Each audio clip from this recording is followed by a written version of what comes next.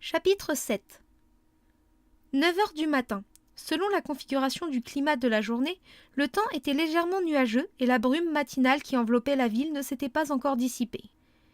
Les rayons de soleil coloraient les environs d'une teinte jaune citron. Dans le calendrier d'Encraid, nous étions au mois du frêne, marquant le début de l'automne. La température était vraiment fraîche pour cette période de l'année et mon moral s'en ressentait.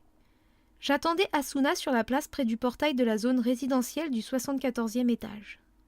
J'avais passé une très mauvaise nuit, me tournant et me retournant dans mon lit, avant de finir par m'endormir vers 3 heures du matin. Il existait de multiples fonctions très utiles dans SAO, mais malheureusement, aucune qui pouvait nous procurer un sommeil immédiat et agréable. En revanche, l'inverse existait. Dans les options de temps du menu principal se trouvait une alarme qui obligeait le joueur à se réveiller lorsque l'horloge indiquait l'heure configurée. Il était quand même libre de se rendormir s'il le désirait. Quand le système m'avait tiré de mon sommeil à 8h50, j'avais réussi à trouver suffisamment de force pour ramper hors de mon lit. Ce jeu était un véritable paradis pour joueurs paresseux, car il n'était pas nécessaire de se laver ni de se changer. Certains aimaient se doucher chaque jour, mais la simulation d'environnement liquide s'avérait une opération trop difficile pour le Nerve Gear et peu probante pour le joueur. Je m'équipais en 20 secondes et, encore à moitié somnolent, je passais le portail de téléportation d'Algad. Mais qu'est-ce qu'elle fait ? Il était 9h10. Déjà de nombreux joueurs zélés bien décidés à progresser dans la quête traversaient le portail et se dirigeaient vers la zone labyrinthique. Machinalement, j'ouvris mon menu pour vérifier le taux de progression de mes techniques et la carte du labyrinthe. Des stats que je connaissais par cœur. J'aurais bien aimé avoir une console de jeu portative sous la main. Ça ne s'arrangeait vraiment pas. Avoir envie de jouer à l'intérieur d'un jeu. Du grand n'importe quoi. J'envisageais un instant de rentrer chez moi pour me recoucher, mais la lueur bleue du portail de téléportation me fit me retourner. « Ah, poussez-vous !»« Ouah !» Habituellement, les téléportés apparaissaient au seuil du portail, mais là, une personne s'était matérialisée à 1 mètre au-dessus du sol et sautait vers moi. « Quoi ?» Je n'eus pas le temps de me pousser et encore moins de l'attraper. Le joueur me percuta de plein fouet et nous roulâmes avec force sur le sol. Mon crâne heurta le pavé si fort que, si nous n'avions pas été en ville, ma barre de PV aurait quelque peu diminué. Cet idiot avait dû sauter à l'intérieur du portail et s'était téléporté dans cette posture. Légèrement étourdi, j'essayais de me débarrasser du corps vautré sur moi en l'agrippant. « Hein ?» Ma main rencontra une masse étrange et agréable. Je pressai 2 ou 3 fois ce corps mou et souple. « Ah !» Un cri résonna dans mon oreille et ma tête frappa à nouveau le sol. Je me relevai en tentant de recouvrer mes esprits. Accroupie devant moi, se tenait une joueuse vêtue d'une mini-jupe et d'un uniforme de chevalier, blanc à motifs rouges. Une rapière argentée brillait dans son fourreau. Rouge comme une tomate, elle me lançait un regard meurtrier, les bras fermement croisés sur sa poitrine. Sa poitrine ? Je compris immédiatement ce que ma main avait touché un peu avant, et je réalisai soudain dans quelle situation délicate je venais de me fourrer. Oubliant tous mes réflexes de défense, j'ouvris et fermai ma main en balbutiant. « Bonjour, Asuna !» Son regard se fit encore plus assassin. Du moins, c'était l'impression qu'il dégageait. Les yeux de quelqu'un qui cherchait le combat. Alors que je commençais à envisager l'option fuite, le portail se mit à luire de nouveau. Asuna se retourna paniquée et vint s'abriter derrière moi. « Quoi ?» Je me relevai d'un coup, juste avant d'apercevoir une silhouette au centre du portail. Je connaissais le visage du nouvel arrivant. Cet homme, paré de l'uniforme de la confrérie des Chevaliers du Sang et pourvu d'une épée massive, n'était autre que le garde qui accompagnait Asuna la veille, Couradil. Lorsqu'il m'aperçut flanqué d'Asuna dissimulé derrière mon dos, les rides de son front se creusèrent davantage. Il n'était pas si vieux. Probablement la vingtaine entamée, mais il en paraissait beaucoup plus. Il serra la mâchoire si fort que l'on entendit le bruit que firent ses dents quand elles s'entrechoquèrent. Avec une rage non feinte, il s'exclama. « Dame Asuna ! Il ne faut plus que vous fassiez ce genre de choses !» Sa voix frôlait l'hystérie. Je baissai la tête en me disant que les choses allaient mal tourner, mais il se remit à parler. Dame Asuna, retournons au quartier général de la guilde. Non, nous ne sommes pas d'astreinte aujourd'hui. Et que diable faisais-tu posté devant chez moi de si bonne heure répondit Asuna en tentant de dissimuler sa colère. Je me doutais bien que ce genre de choses arriverait. C'est pourquoi j'assure la garde de votre maison depuis 1 mois. Cette réponse arrogante ne m'étonna guère. Asuna demeurait figée, mais après un court silence, elle demanda. Ce ne sont pas les ordres du chef, n'est-ce pas? Mon devoir est de vous protéger. Il est normal que je surveille votre domicile. Ce n'est pas normal, idiot! Apparemment très en colère, Couradil s'avança vers nous et, me poussant avec force, il saisit le bras d'Asuna. Ne dites pas des choses insensées. Allez, rentrons, insista-t-il d'un ton péremptoire. En vérité, j'avais hésité une nouvelle fois à fuir, mais avisant le regard implorant d'Asuna, ma main bougea instinctivement et je saisis fermement le poignet de Couradil en mettant juste ce qu'il fallait de force pour ne pas déclencher le programme anti-crime dans l'enceinte résidentielle. Désolé, mais j'emprunte ta sous-chef pour la journée. Je prononçais cette phrase idiote sans réfléchir, mais je ne pouvais plus reculer maintenant. Alors qu'il m'avait totalement ignoré jusqu'alors, Couradil desserra sa main en grimaçant. « Toi !» gémit-il d'une voix grinçante. Même si le système amplifiait les expressions, son visage avait quelque chose d'aberrant. Je me porte garant de la sécurité d'Asuna. Ce n'est pas comme si nous allions attaquer le boss aujourd'hui. Tu peux t'en aller. Ne te fiche pas de moi. Tu crois qu'un joueur aussi médiocre peut protéger Dame Asuna? Moi, je fais partie de la glorieuse confrérie des Chevaliers du Sang. C'est vrai, mais j'y arriverai sûrement mieux que toi. Gamin, puisque tu fais le malin, tu vas pouvoir prouver ce que tu viens de dire. Livide, Couradil convoqua sa fenêtre d'une main tremblante. Aussitôt, un message du système apparut dans mon champ de vision. Avant même de le lire, je sus de quoi il s'agissait. Vous avez reçu une demande en duel de la part de Couradil. L'acceptez-vous?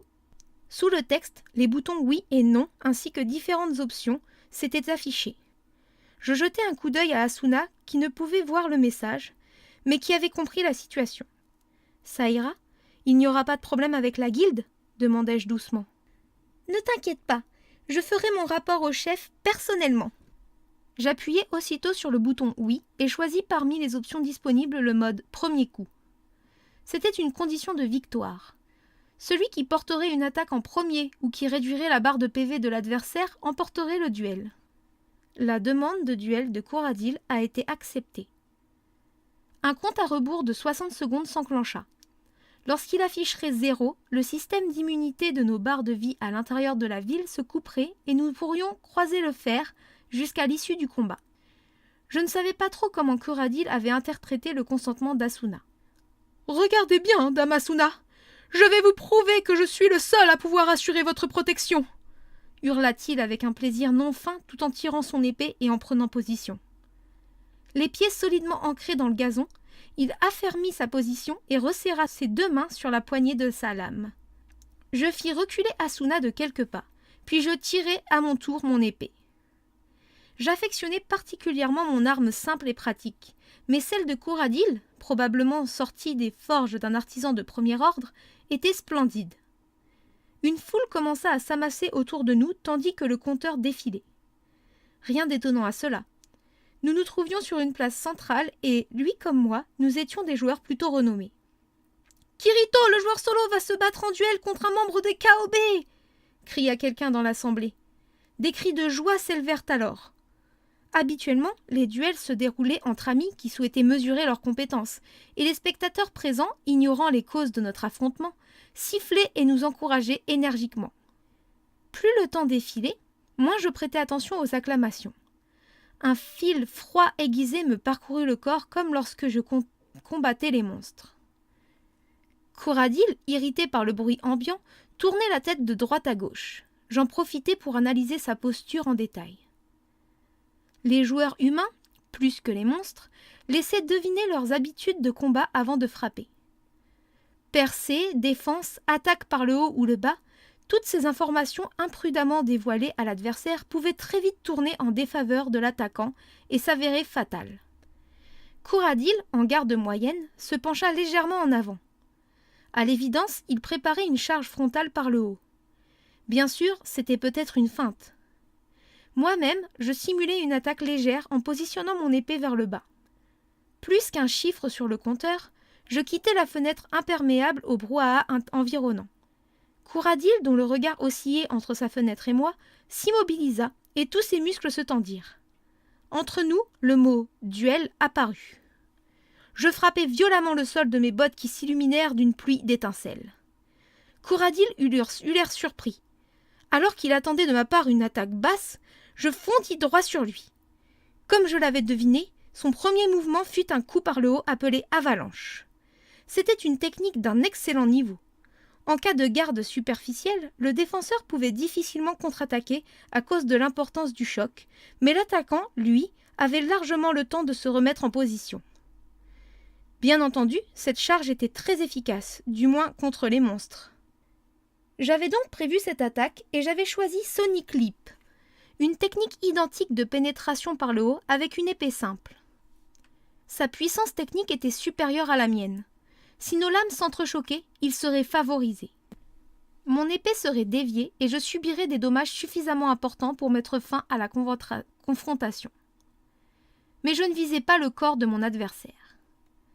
La distance qui nous séparait se réduisit rapidement. Mes sens s'aiguisèrent et j'eus l'impression que le temps ralentissait peu à peu. Je ne pouvais déterminer s'il s'agissait d'une de mes compétences humaines propres ou si cela provenait du système de SAO. En revanche, je percevais parfaitement les mouvements de l'homme qui bougeait son arme en face de moi. La lourde épée tenue en arrière et irradiant d'une lueur orangée fonçait vers moi. Sa vitesse d'exécution, il était quand même membre de la meilleure guilde, dépassait mes estimations, et la lame étincelante s'approchait rapidement.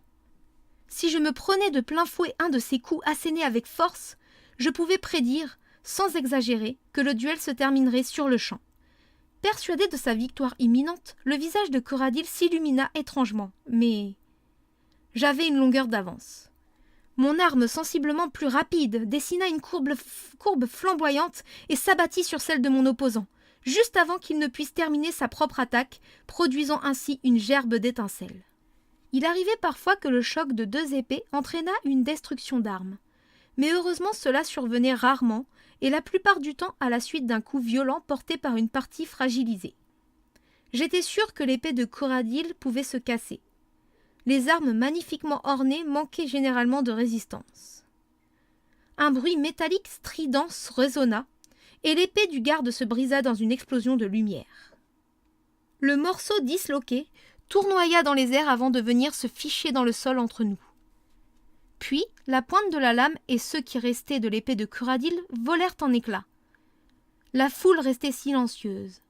Les badauds nous regardaient bouche bée, mais dès que je me relevai en faisant tournoyer ma lame de droite à gauche comme à mon habitude, un grand cri de joie retentit. Les compliments fusaient sur mon attaque éclair et je poussai un soupir. Je n'avais pas seulement montré un simple coup, j'avais aussi dévoilé une jolie technique. Je baissai mon arme et marchai lentement vers Khouradil, agenouillé de dos. Son manteau blanc tremblait furieusement. Après avoir volontairement rengainé bruyamment mon épée dans son fourreau, je lui dis à voix basse : « Si tu veux changer d'arme et te battre à nouveau, je serai ton homme, mais on peut s'arrêter là, non ?» Khouradil, sans me regarder, gratta le sol de ses ongles et dit d'une voix grinçante : « I resign. » Le duel aurait pris fin de la même façon s'il avait prononcé ces simples mots. J'abandonne. Peu après, des caractères violents affichèrent la fin du duel et le nom du vainqueur. De nouveaux cris retentirent. Khouradil se releva en chancelant et arrogua la foule. « Il n'y a rien à voir. Circulez, circulez, déguerpissez !» Puis il se tourna vers moi. « Petit merdeux, je vais te tuer. Je vais vraiment te tuer !» Impossible de nier qu'il y avait quelque chose d'effrayant dans ce regard. Les émotions dans SAO étaient peut-être amplifiées à l'extrême, mais la haine qui brillait dans les yeux de Khouradil dépassait de loin celle de certains monstres. Une silhouette se faufila à côté de moi. « Khouradil, voici mes ordres en tant que sous-chef de notre confrérie. Je te relève de ta fonction de protecteur à partir d'aujourd'hui. Retourne à la base et reste-y jusqu'à nouvel ordre. Ta mission est terminée. » La voix d'Asuna était encore plus glacée que l'expression de son visage. Je sentis l'angoisse dans ses mots et posai ma main sur son épaule. Elle tituba légèrement et s'adossa sur moi. « Quoi? Qu'est-ce que c'est ?» prononça Coradil. C'est tout ce que je réussis à comprendre. Le reste, probablement une centaine d'imprécations, se dilua dans un grognement. Il avait sûrement songé à s'équiper d'une arme de secours et à foncer sur nous, tout en sachant que son attaque serait bien évidemment bloquée par le système, mais il parvint à se dominer et sortit un cristal de téléportation de son manteau. « Téléportation, grandes âmes !»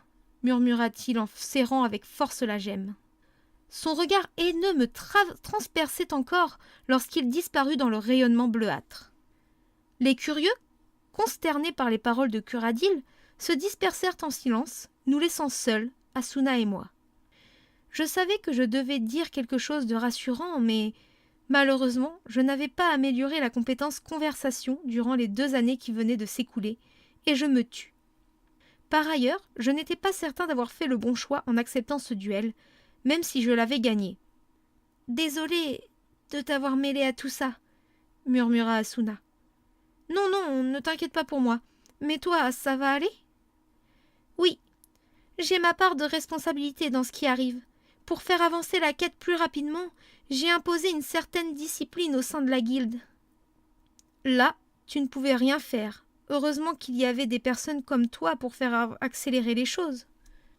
Mais je ne devrais peut-être pas dire ça. Moi, un joueur qui traînasse en solo. Enfin, non, Je sentis que je m'enlissais dans de vaines paroles, mais je poursuivis. Donc, je pense que personne ne te blâmerait si tu te relaxais un peu en faisant équipe avec un gars aussi insouciant que moi. Asuna cligna des yeux, puis grimaça un pauvre petit sourire avant de parler. « Eh bien, je te remercie. Aujourd'hui, je vais suivre ton conseil et m'amuser un peu. Je te confie l'avant-garde. » Elle se tourna hardiment et prit le chemin qui menait hors de la ville. « Non, mais on n'est pas censé faire ça à tour de rôle, normalement ?» maugréai-je. En soupirant, je m'élançai derrière la chevelure châtain qui ondulait délicatement.